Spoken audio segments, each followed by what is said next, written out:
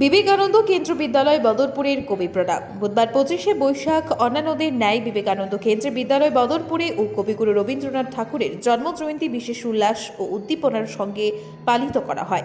অনুষ্ঠান শুরু হয় প্রদীপ প্রজ্বলন ও মঙ্গলাচরণের মাধ্যমে।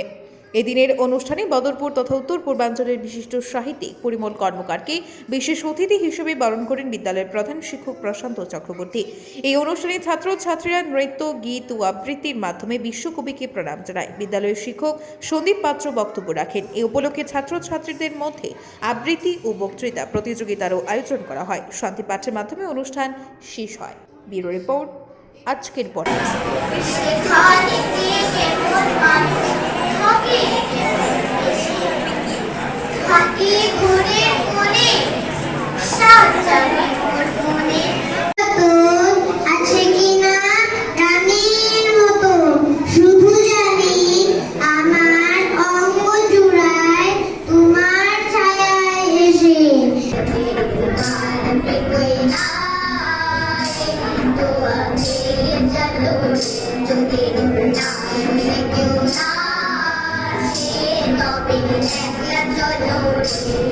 যদি সবাই ফিরে যায় ওরে ওরে ও কাকা, সবাই ফিরে যায়। যদি কখন পথে যাবার কালে কেউ ফিরে না যায়, যদি কখন পথে যাবার কালে কেউ ফিরে না যায়, তবে পথের পাতা তুই রক্ত মাখা চরণ তল একলা দলন। যদি তোর ডাক শুনে কেউ না আসে, তবে একলা চলন। আজকে আমি কবিগুরু রবীন্দ্রনাথ ঠাকুরের একটি কবিতা বলব।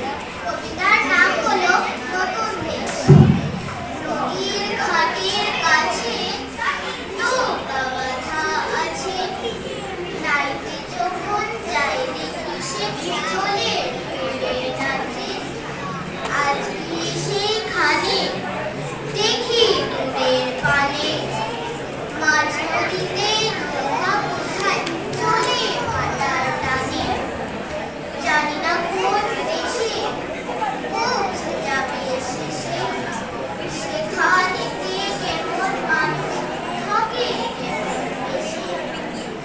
থাকি ঘুরে কোণে সাত যাবে ওর মনে।